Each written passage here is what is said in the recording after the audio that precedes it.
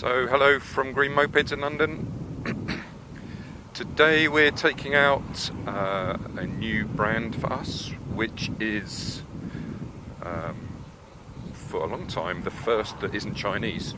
It's Silence out of Barcelona in Spain. So these guys have been around actually for 10 years and they've had a little bit of a checker past in the UK. If you'd actually ever looked down the applicable OLEV motorcycles, you would have actually seen Silence already on there, but this is now a new importer that is sort of setting things up again. Okay, so this is currently going to be our most powerful bike, except for the Coulter ES1 S Pro. So there are there's actually 5 models in their range, but they're not currently taking the 3-wheeler because they Silence do a trike with 2 wheels at the back. But currently there are an S01, which this is, and then there are 3 S02s. Okay, with various configuration, 2 that are 28 miles an hour and 1 that is like this, which is a 62 mile an hour bike, although the S02 is I think 56, but this one's their sort of flagship. So this is a 62 mile an hour or 100 kilometers an hour bike, hence I'm saying it's the most powerful one we've got, because it does just pip the Hallwind EK3, for example, the Super Socko CPX, and any NIU that you care to mention. So it's got some interesting innovations in it, and you'll see more of that on the static review, but the main one that I can't quite show you right now is its removable battery. So it's still removable, 51 volt battery, but it is 40 kilos in weight, which is basically 2 TC Max batteries, so it's hefty, and that's why they can quote some exceptional ranges, at least in this sort of category. So this has got a quoted range in kilometers maximum at sort of low speed of 137 kilometers, which is getting up to 80 odd miles. So this battery, as I said, 40 kilos, it slides out the bottom on its own little trolley on wheels. So we'll show you this on the static review, but there's 2 advantages to that. Obviously, lifting 40 kilos isn't something that you're going to want to do too often. But also, because it actually sits underneath the bike, you have got the whole of the rather large seat area to store stuff. And they've specifically made it so that it will actually store 2 helmets. And we've actually tested that theory, and that's right.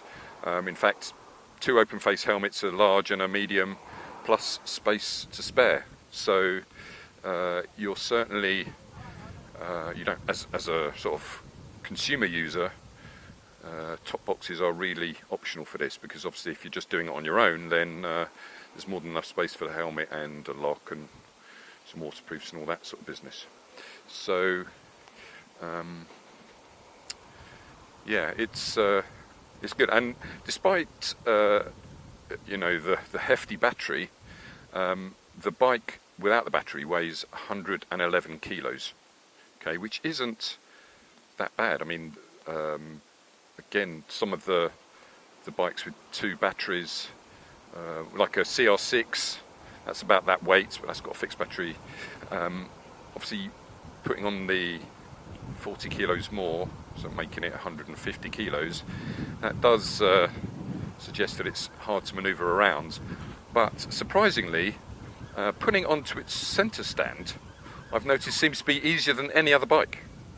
I don't know if they've just got the balance right on that, but you can do it, literally just guiding the bike, not sort of hefting it or having to, force it onto its centre stand yourself. It literally just flips up onto the centre stand. So they've obviously done something right there as well. It also has a side stand, of course, in case that is an issue. But yeah, it's an interesting little bike. So, as its name suggests, Silence. You'll probably only be hearing the wind right now anyway, but there is no noise from this bike at all, unlike something like Super Soco CPX, where you do get that sense of noise. Not sure why, considering it is a hub motor, but on this one, definitely no noise created. Okay, it does come with this small wind deflector, which is, not sure if it is actually doing any good, but as an accessory you can get a bigger screen. Okay, so at the moment I'm actually still in mode 1, so it's a 3-mode bike. This is their eco mode, and as you can see I'm doing 43 in it, so that is the limit of their eco mode. And as you can see on the dash, if I carried on cruising around on this, I would still have 70 miles of range. Okay, there aren't many, well in fact there aren't any other bikes that we do that you could cruise around at 40 miles an hour and get 70 mile range. I'm not saying this is going to give me 70 miles, but the best quoted range of something like a NIU NQI GTS Pro with 2 Panasonic batteries, that would probably do about that range, but at lower speed. Okay, so this is sort of a function of the fact that you've got this humongous battery, and NIU's batteries are 60 volt. This one, okay, is 51 volt, but there's just so much of it. It's probably, what would it be? Nearly twice the weight of both NIU batteries together. Okay, but as you can see, there's no issue with acceleration. I'm not even in sport mode. I am sort of cruising around in eco. So yeah, it seems to be good so far. Also, as you're looking at the dash, we'll show you this a bit more when we stop. But it has got Regen, and again, that's not unique, but it is actually telling you when it's doing it. So on this, see where it says 83%, there's that sort of arc that is going up as I accelerate. But as I decelerate, I can actually make it regen without actually slowing the bike down. Okay, so if I was coasting, and it's done by how gently you squeeze the brake. Okay, so as you can probably see, it starts regen before the brake engages. They haven't said how much you're likely to get back, but typically if these bikes are getting 5-6%, which is sort of like the normal amount, then on this bike, okay, you're getting 4 or 5 miles. But it all might help you, get home one day if you're sort of stranded. Yeah, see, it's doing it again. Okay, so yeah, regen with indication of regen, which is a first on this scale. I mean, there are most certainly other bikes that show this stuff, and it's a bit like in a Prius or something like that. They show you when the charge is going back into the batteries, but yeah, I haven't seen on any of the bikes into the categories that we do. Okay. So there are 3 modes. The next mode up will give you a top speed of 50. Okay. Been having a bit of a debate with some people recently about wouldn't it be good if the limits on the speed matched certain speed limits. It is purely coincidental, I'm pretty sure about that Mode 2 happens to go at 50 miles an hour and not 51 or 55 or whatever it is. I don't think they're planning it, especially as most of the countries that these bikes are coming from are in kilometres anyway. So, but yeah, Mode 2 will give you 50 miles an hour. we're heading to our sort of normal proving ground, if you like, of the A3, so we can open up and see exactly how it handles. And then you've got sport mode, which will get you 100 kilometers an hour, which is 62. Okay. Interestingly, it does control what modes you're allowed to go down into based upon the speed. Okay, so it's a little bit different to normal bikes. Other bikes, let's say. Other bikes, you just have a switch and you can go 1, 2, 3, 3, 1, 2, 1, etc., etc. On this one, it's a bit more sequential. So you press this mode button here and it will go to the next one up. Okay, so I can't go from 1 to 3 unless I press it twice. Okay, so that's a little bit different. Also, if you've ever ridden the Electrica from Piaggio, the modes seem to like click in, as in if you watch the, there you go, that's a good example of how this thing takes off on sport mode. If you've ever ridden the Electrica, what the Electrica does is it has a similar sort of approach. You go through the modes. As I said, you can't go from 3 to 1. Well, in the Electrica you can go from sport to eco, and then 2, and then sport. Okay, so it's sort of like circular. Okay, this is in some respects like that, and I suppose it might take a bit of getting used to work out what you're doing. But it will, for example, if you're doing 60 miles an hour and you press the mode button, it won't let you go into eco because eco doesn't handle 60 miles an hour. So basically what it's saying is it will determine which mode you can go down into, the maximum mode you can go down into based upon your speed.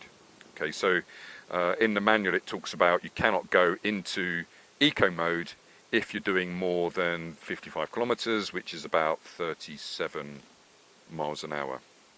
Okay, so while we're stationary, here's some more look at the dash. So there are some buttons, as you see there's set and info, so that will give you different readings. So at the moment I've got it set to show me the battery temperature,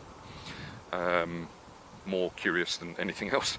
And then as you can see on the mode, it will tell you how many miles you've got. So if I go into city now, it says I've got 52, and if I go into eco, it says I've got 68. And that's what I mean by, at the moment, it's going up and down through the modes. But when I'm riding, it will determine, okay, well, you can't go from city mode to eco mode because I'm doing over 55 kilometers or 37 miles an hour.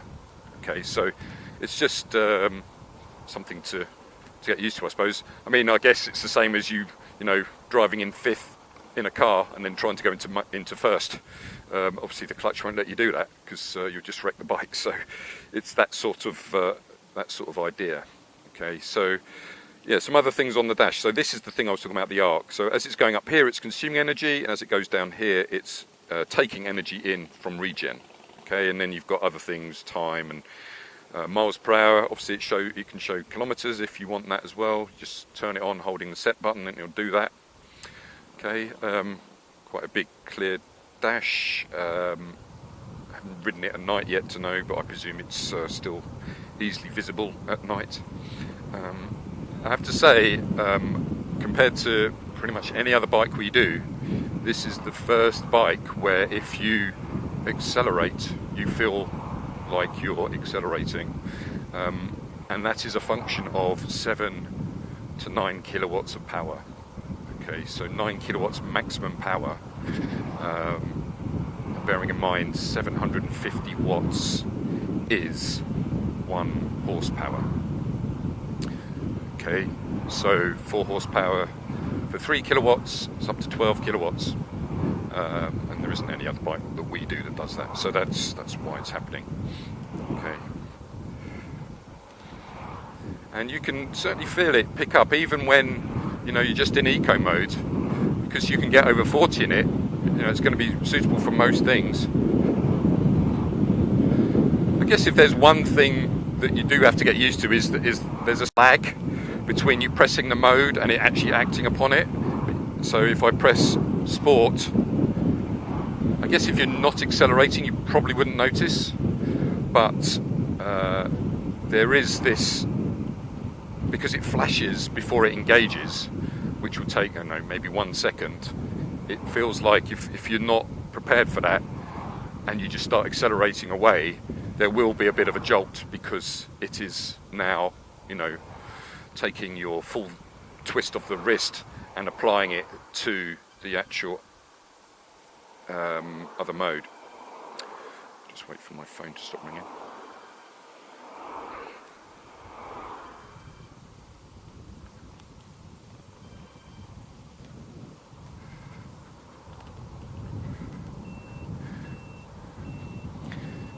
Okay, so as you can also hear, one of my things that I mention all the time, there is noise from the indicators. This bike also, as you probably see on the most recent cars, it has daytime running lights rather, and when you turn on the indicator, it cuts out the daytime light on that side of the front light, and that turns into the indicator, and when you cancel it, it then comes back into daytime running lights. Okay, so this is our sort of standard track. So this is the A3. Let's see what it can do.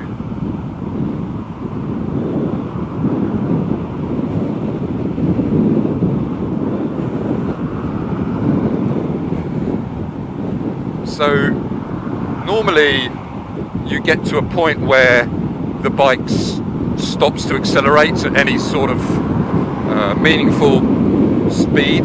It just sort of crawls up to the last 4 or 5 miles. But as you can see, it didn't do that on this bike, so I'm comfortably now doing 62, which is obviously the quoted maximum speed, and no issues getting there. Okay, so as I said, it's all a function of that 7 kilowatts that you've got. So this bike is running on a 15-inch front wheel and a 14-inch rear wheel. One of the differences between the S01, this bike, and the S02 is wheel size. So the S02 has a 14-inch front and a 13-inch rear. As we said before, that's all about, really about creating space for either the battery or for whatever goes under the seat.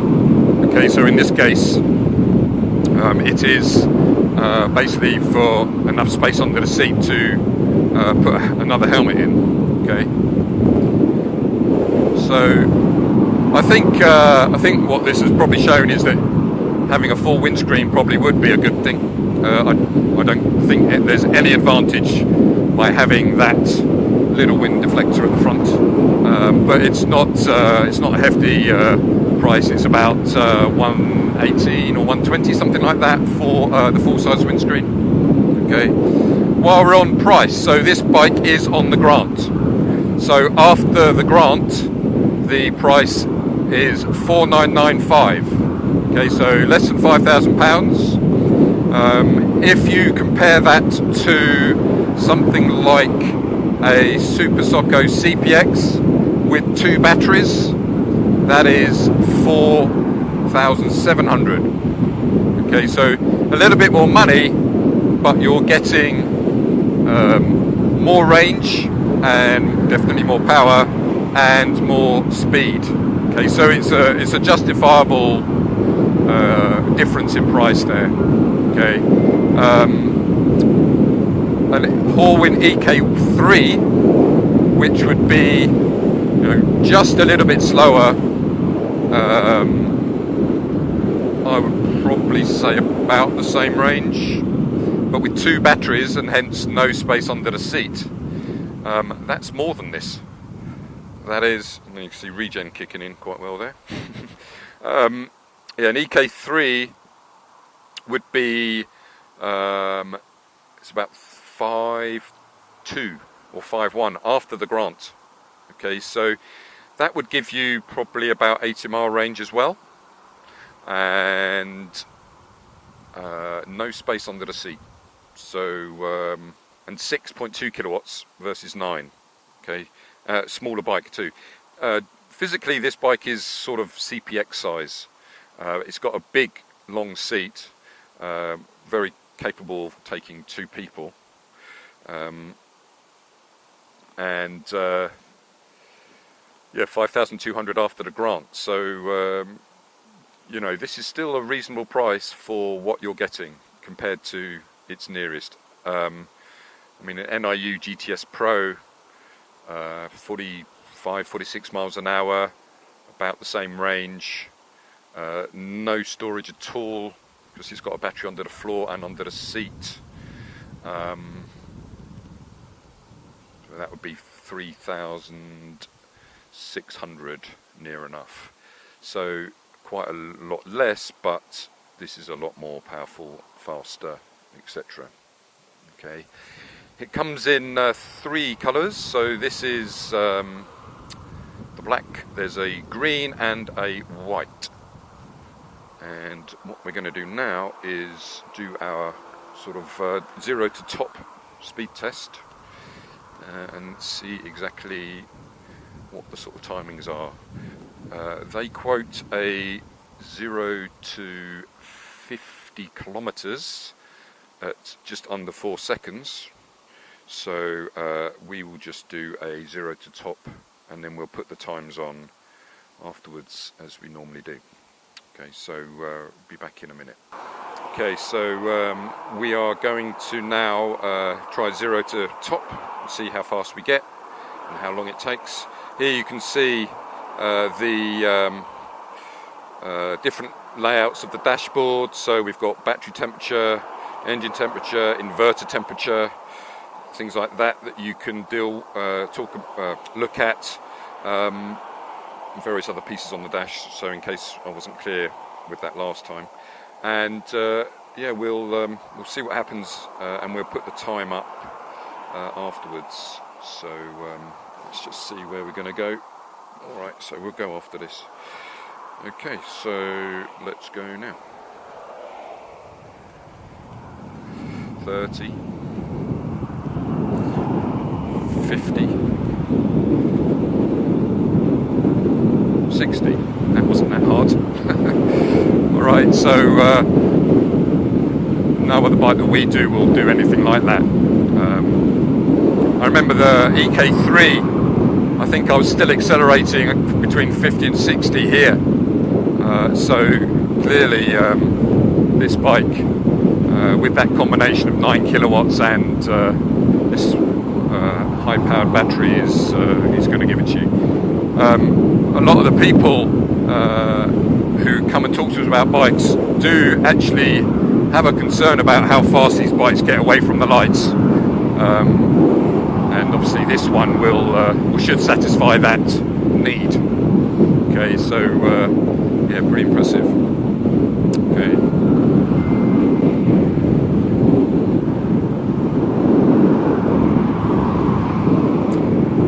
Alright, so I'll come back when we get off of this piece and just sort of summarise and wrap up. Okay, so now we're back on sort of slower roads. So there's a couple of things that I've noticed since riding out. One is that the mode seems to go obviously Eco, City, Sport, and then Sport, City, Eco, which is what you expect. But if you were in a speed greater than 37, when you get into City and you press the mode button again, it would go back up to Sport, even if your intention might have been to put it into Eco. I mean, that's not, as I said, that's not an issue really. It's the same as a car not allowing you to go from 5th to 1st or what have you. It's just with these sort of sequential mode selectors, you do have to get used to that. But that's fine. The other thing I've noticed is that there is active regen and passive regen. Okay, so active regen, you pull the brakes, you get regen. Passive is when it freewheels and you get regen. This does have that. It doesn't do it all the time, I've noticed, but it has done it when I was slowing down from that 60 mile an hour bit, just coasting down to come off the A3 there. Just seeing if it does it now. No, I guess it has to be going a certain speed to be able to do that. Okay. Anyway, in terms of charging, because we haven't covered that yet, so obviously this sort of chunky 40 kilo battery comes with an integral charger. So basically you just get a power lead and you can drop it out the bottom, and the way you do that is you lift up the seat, there's a catch, you flick the catch, and then you start easing out the battery with its own integrated handle, and then eventually the wheels drop down and then you just wheel it away. We'll show you that on a sort of static review.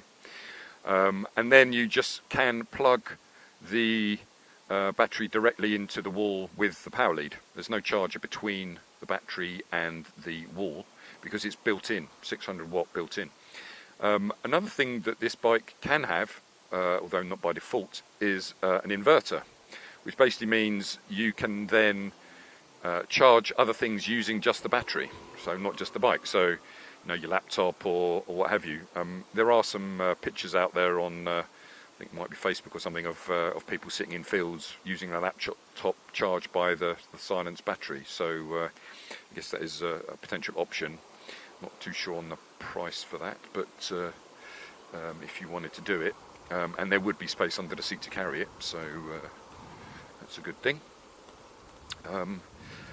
But in summary, the charging is still, and this is probably a function of how big the battery is rather than anything else, it can take up to a 35 amp charge, but the quoted charging time again is still the 6 to 8 hours, which is I guess what you'd expect. I suppose eventually, unless they, you know, have chargers, you know, like Tesla chargers, where you're getting such high amps out of the ground, unless you do something clever, you're always going to be limited. Okay, so but 6 to 8 hour overnight charging, which is sort of what you might expect. So that's charging range, as I said, 137 kilometers is its quoted maximum range in eco, so that's 80 to 90 miles. And I think I've covered everything for 995 after the grant. It has, because it's on the grant, it has the same things as all the other bikes on the grant, which is a 3-year warranty on the battery, a 2-year warranty on the bike. This bike is also coming by default with 2 years AA recovery and breakdown. So just like Horwin and Artisan are doing that on their bikes, Silence are doing it here too. So that's obviously a good thing. Hopefully you'll never have to use it. And I think that's about it. There aren't too many places to test ride this bike actually, other than us. I think at the moment it's possibly only Silence itself up in Birmingham. So if you do want to have a test ride, then you're more than welcome. We do have the S02 LS, and I could just cover off a bit of that as we're on our way back. So, as I said, there are actually 5 models in the range. The 3-wheeler, which isn't here currently, and then there's 3 S02s. So there's the S02, which is the L3E, the high-speed version of the S02 range, which does 56 miles an hour, but pretty much everything else is the same, other than it's got smaller wheels. Design is a little bit different. Then you have the S02 LS, and then the S02 LS HS. So the S02 LS is a 28 mile an hour version of the S02. So an L1E, you can ride it on a moped license or CBT. Okay, it's got, even though it's still got the same type of battery, as in it drops out the bottom, its range is only like 35 to 40 miles. Okay, so let's say 30. Okay, then you have the S02 low speed, long range. So I think I've got the acronyms right there. LRLS, and that is a 28 mile an hour bike, but it has got up to 90 mile of range. Okay, so that one is aimed sort of pretty much at delivery. What you can do on the S02s is you can get different sort of seat configurations. So the S02 we've got has got like a deck where the top box would go, and they supply a top box that is up to 350 litres, which is big enough for a person to get into. That's how big it is. And this platform, they basically chop off the seat like NIU NQI Cargo, but you can also just put on a normal seat. Okay, so they've made it, you just swap the seats over, and then you've got a two-person bike or a cargo bike.